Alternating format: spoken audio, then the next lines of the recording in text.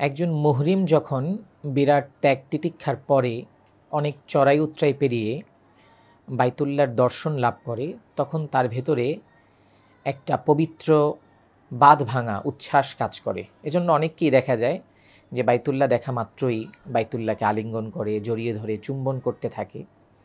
যেহেতু বাইতুল্লাহর গিলাফ নিচ থেকে 7-8 ফুট পর্যন্ত বাইতুল্লাহর গিলাফে সুগন্ধি লাগানো থাকে, এ অবস্থায় একজন মুহরিম যদি বাইতুল্লাহর গিলাফ স্পর্শ করে, চুম্বন করে, তাহলে তার হাতেও সুগন্ধি লেগে যেতে পারে। অথচ একজন মুহরিমের জন্য ইহরাম বাঁধা অবস্থায়, মুহরিম অবস্থায় সুগন্ধি ব্যবহার করা নিষিদ্ধ। এই জন্য আমরা যখনই বাইতুল্লাহ দেখব, আমাদের ভেতরে আবেগের উচ্ছ্বাস আসবে, আমাদের ভেতরে তরঙ্গায়িত হবে, আমাদের ভেতরে আমাদের মনে জোশ আসবে, কিন্তু আবেগের বশবর্তী হয়ে আমরা ভুল যেন করে না বসি, বরং এক্ষেত্রেও আমরা আমাদের আবেগকে নিয়ন্ত্রণে রাখব। অনেককেই দেখা যায় যে বাইতুল্লাহর কোনো জায়গা খালি পেলেই স্পর্শ করতে থাকে, আলিঙ্গন করতে থাকে, চুম্বন করতে থাকে, সিনা লাগাতে থাকে, গাল লাগাতে থাকে। এটা প্রত্যেকেই নিজ নিজ আবেগ থেকে করে থাকে। বাইতুল্লাহ দেখেছে, যা দেখার দীর্ঘ আশা আকাঙ্ক্ষা নিজের বুকের ভেতর সে বহুদিন ধরে লালন করেছে, এই আবেগের বশবর্তী হয়েই অনেকে এরকম করে থাকে। কিন্তু হজ যেহেতু একটি ইবাদত, ইসলামের গুরুত্বপূর্ণ একটি বিধান, এর জন্য কিছু নির্দিষ্ট নীতিমালা আছে যেগুলো লঙ্ঘন আমরা করতে পারি না, যেগুলো লঙ্ঘন করলে আমাদের হজ ক্ষতিগ্রস্ত হবে। বাইতুল্লাহ স্পর্শ করা, বাইতুল্লাহ আলিঙ্গন করা, বাইতুল্লাহর বিভিন্ন জায়গা চুম্বন করা, এগুলোর জন্য নির্দিষ্ট কিছু নিয়ম রয়েছে। বাইতুল্লাহর 3টা জায়গা রয়েছে যে জায়গাগুলোর ব্যাপারে স্পর্শ করা, চুম্বন করার কথা বিধান রয়েছে। এর মধ্যে একটি হলো হাজরে আসওয়াদ, হাদিস দ্বারা প্রমাণিত যে হাজরে আসওয়াদ চুম্বন করা যায়, স্পর্শ করা যায়। দ্বিতীয় আরেকটি জায়গা হলো রুকনি ইয়ামানি, যেটি বাইতুল্লাহর দক্ষিণ পশ্চিম কোণ। রুকনি ইয়ামানির ব্যাপারেও কথা এসেছে যে উভয় হাত দ্বারা অথবা ডান হাত দ্বারা রুকনি ইয়ামানি স্পর্শ করা যাবে। তৃতীয় আরেকটি জায়গা হলো মুলতাজাম, যা হাজরে আসওয়াদ থেকে বাইতুল্লাহর দরজা পর্যন্ত। এই জায়গাতেও গাল, সিনা এবং উভয় হাত দ্বারা স্পর্শ করা, জড়িয়ে ধরার কথা হাদিস দ্বারা প্রমাণিত।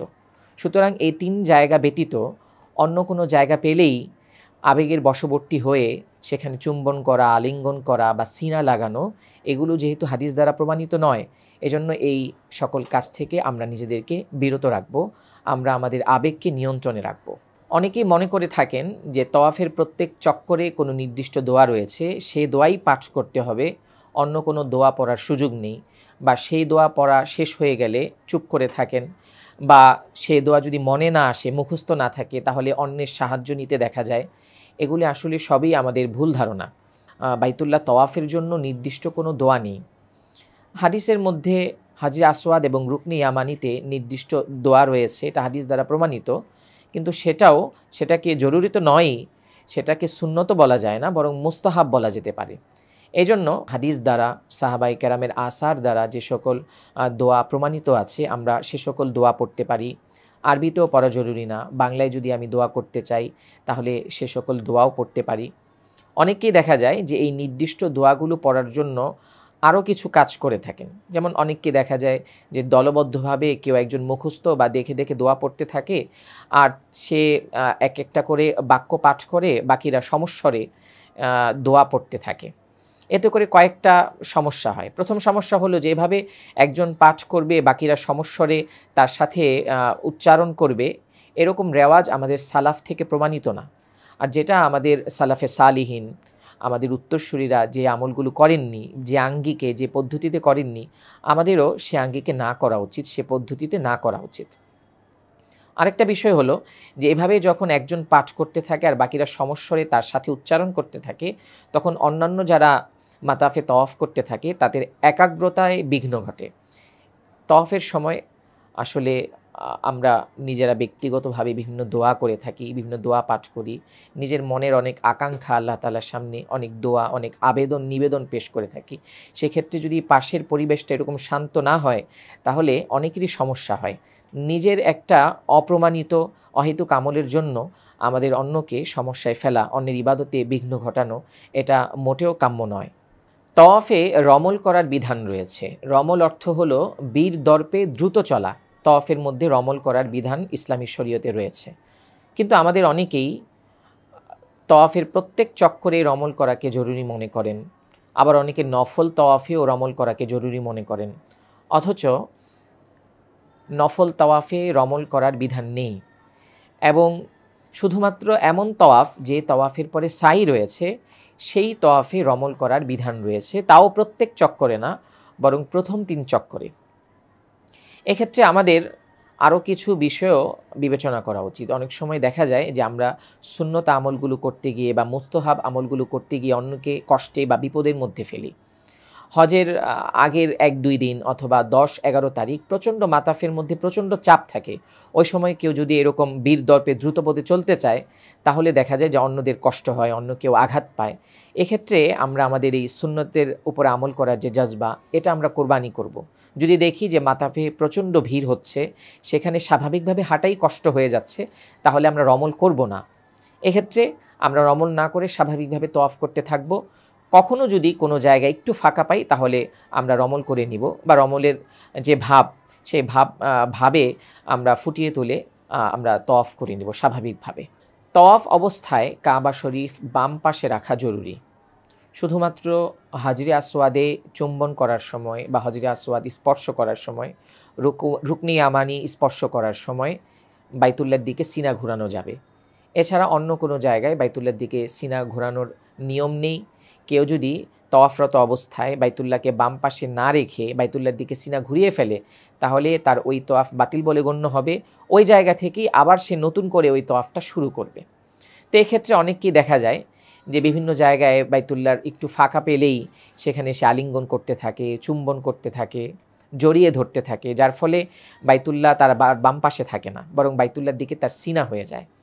এক্ষেত্রেও আমাদের আবেগকে নিয়ন্ত্রণ করা উচিত। বাইতুল্লাহ আমাদের সামনে রয়েছে, বাইতুল্লাহ দেখে আমরা আবেগের বশবর্তী হব, আমার ভেতরে আবেগের উচ্ছ্বাস আসবে, সবই ঠিক আছে।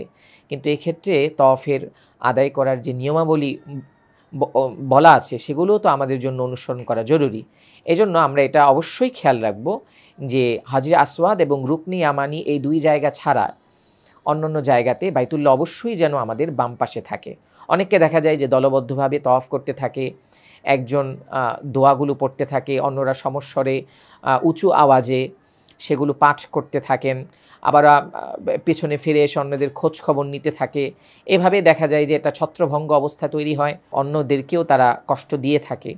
তো এক্ষেত্রে অনেক সময় দেখা যায় যে বাইতুল্লাহর দিকে সিনা ফিরে যায়, বাইতুল্লাহর বাম পাশে থাকে না। তো আমাদের এটা সতর্কভাবে এটা লক্ষ্য রাখতে হবে, যত্নের সাথে লক্ষ্য রাখতে হবে যে বাইতুল্লাহ যাতে তওয়াফের ওই 2 জায়গা ছাড়া পুরোটা সময় বাম পাশে থাকে। তওয়াফের মধ্যে রুকনি ইয়ামানি উভয় হাত দ্বারা অথবা ডান হাত দ্বারা স্পর্শ করা সুন্নত, কিন্তু অনেককেই দেখা যায় যে ভিড়ের কারণে হাত দ্বারা স্পর্শ করতে পারে না, তো দূর থেকে ইশারা করে স্পর্শ করে, অথবা ইশারা করে স্পর্শ করে হাত আবার চুম্বন করতে থাকে। এটা একটি ভুল আমল। বরং এই বিধানটা হজরে আসওয়াদের ক্ষেত্রে, হজরে আসওয়াদের ক্ষেত্রেও তওয়াফের মাঝে হজরে আসওয়াদ চুম্বন করা, হাত দিয়ে স্পর্শ করার বিধান রয়েছে। যদি ভিড় থাকে তাহলে দূর থেকে হাত দিয়ে বা কোনো বস্তু দিয়ে ইশারা করবে, ইশারা করে সেই হাত বা বস্তু চুম্বন করতে পারবে। এই বিধানটা শুধু হজরে আসওয়াদের ক্ষেত্রে। অনেককে দেখা যায় যে রুকনি ইয়ামানিতে এসে যদি স্পর্শ করতে না পারে হাত দিয়ে, তাহলে দূর থেকে ইশারা করতে থাকে, এটা ভুল আমল। অথবা দেখা যায় যে দূর থেকে ইশারা করে আবার হাত চুম্বন করতে থাকে, এটা ভুল আমল। দূর থেকে ইশারা করা এবং ইশারা করে হাতে চুম্বন করা, এই বিধানটা শুধু হজরে আসওয়াদের ক্ষেত্রে, রুকনে ইয়ামানির ক্ষেত্রে নয়। অনেককে দেখা যায় যে একের পর এক তাওয়াফ করতেই থাকে। এক তাওয়াফের পরে নিয়ম হলো যে 2 রাকাত নামাজ পড়বে, কিন্তু অনেককেই দেখা যায় যে একের পর এক তাওয়াফ করতেই থাকে। এটা শরীয়তের বিধানসম্মত না, বরং বিধান হলো যে এক তাওয়াফের পর মাকামে ইব্রাহিমকে সামনে রেখে 2 রাকাত নামাজ পড়ে নেবে। আবার অনেককে দেখা যায় যে মাকামে ইব্রাহিমকে পিছনে রেখে নামাজে দাঁড়ায়। বাইতুল্লাহ ও মাকামে ইব্রাহিমের মাঝে কোনো জায়গা খালি পেলে সেখানেই নামাজে দাঁড়িয়ে যায়। এতে করে তার নামাজটা সঠিক জায়গায় আদায়ও হচ্ছে না, আবার ওই জায়গায় দাঁড়ালে অন্যান্য যারা তওয়াফ করছে তাদের তওয়াফেও বিঘ্ন সৃষ্টি হয়। এজন্য এক্ষেত্রে সঠিক নিয়ম হলো যে তওয়াফ পরবর্তী যে 2 রাকাত নামাজ, এটা ফরজ তওয়াবের পরেও 2 রাকাত নামাজ রয়েছে, ওয়াজিব তওয়াফের পরেও 2 রাকাত নামাজ রয়েছে। তদ্রূপ নফল তাওয়াফের পরেও 2 রাকাত নামাজ পড়ার নিয়ম রয়েছে। এই নামাজটা আমরা মাকামে ইব্রাহিমকে সামনে রেখে পড়ব। তো মাকামে ইব্রাহিমকে সামনে রেখে মাকামে ইব্রাহিমের নিকটে যদি পড়া যায় তাহলে এটা তো সৌভাগ্যের বিষয়।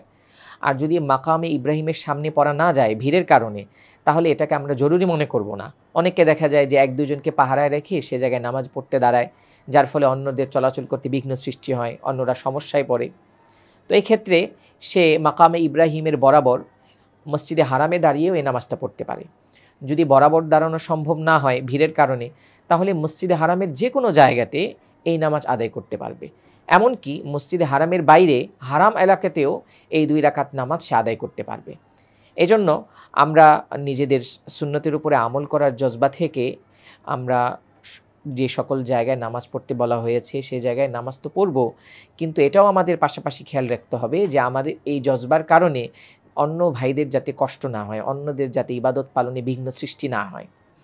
এ পর্যায়ে সাই সংক্রান্ত কিছু ভুল ভ্রান্তি নিয়ে আলোচনা করব। তাওয়াফের মতো সাইতেও নির্দিষ্ট কোনো দোয়া নেই। কোরআন হাদিসে বর্ণিত ভালো অর্থবোধক যে কোনো দোয়া করা যেতে পারে, কিন্তু অনেকেই সাইতেও নির্দিষ্ট কিছু দোয়া রয়েছে, সেগুলো প্রত্যেক সাইতে পাঠ করতে হয়, এটাকে জরুরি মনে করেন। অথচ তাওয়াফের মতো সাইতেও নির্দিষ্ট কোনো দোয়া নেই। কোরআন হাদিস বা সাহাবায়ে কেরাম থেকে বর্ণিত যে কোনো ভালো দোয়া বা যে কোনো ভালো অর্থবোধক দোয়া সাইতে পাঠ করা যেতে পারে। দ্বিতীয় আরেকটি বিষয় হলো যে অনেকেই ভেবে থাকেন তাওয়াফের মতো সাইতেও ইস্তেবা রয়েছে, অর্থাৎ ডান বগলের নিচ দিয়ে বাম কাঁধের উপরে চাদর রাখতে হবে। অথচ ইস্তেবা শুধু তাওয়াফেরই আমল, সাইর আমল নয়।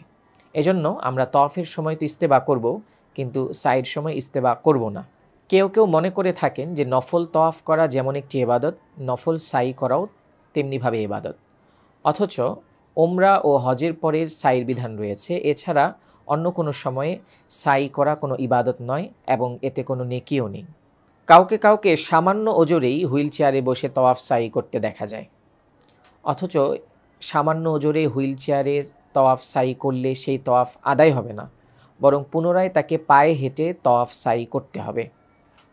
এক্ষেত্রে সে যদি পায়ে হেঁটে তাওয়াফ সাই না করে তাহলে তার উপরে দম ওয়াজিব হবে। শুধু যে ব্যক্তি বাস্তবিক পক্ষেই অক্ষম অথবা এমন অসুস্থ বা দুর্বল যে সে যদি পায়ে হেঁটে তাওয়াফ সাই করে তাহলে তার দুর্বলতা বা অসুস্থতা অত্যন্ত বেড়ে যাওয়ার আশঙ্কা আছে, তাহলে এমন ব্যক্তির ক্ষেত্রে শুধু হুইল চেয়ারে বসে তাওয়াফ সাই করার অনুমতি রয়েছে। হজ একটি অত্যন্ত গুরুত্বপূর্ণ আমল, এর পাশাপাশি এটি কঠিন ও কষ্টসাধ্যও বটে।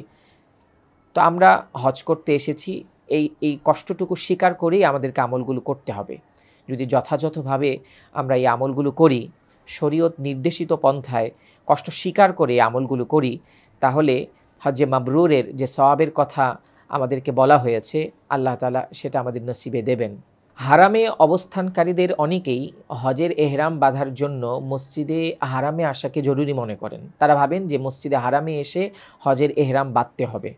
তবে এটা জরুরি বিষয় না, এটাকে জরুরি মনে করা উচিত নয়। বরং হারামে অবস্থানকারী ব্যক্তিরা মসজিদে হারামে এসে যদি এহরাম বাঁধেন তবে তাদের এটা উত্তম আমল হবে, এটা কোনো জরুরি আমল নয়। বরং যে যেখানে অবস্থান করছেন বা যে হোটেলে অবস্থান করছেন সেখান থেকেও যদি হজের এহরাম বাঁধেন তাহলে এহরাম বাঁধা শুদ্ধ হয়ে যাবে, সহি হয়ে যাবে।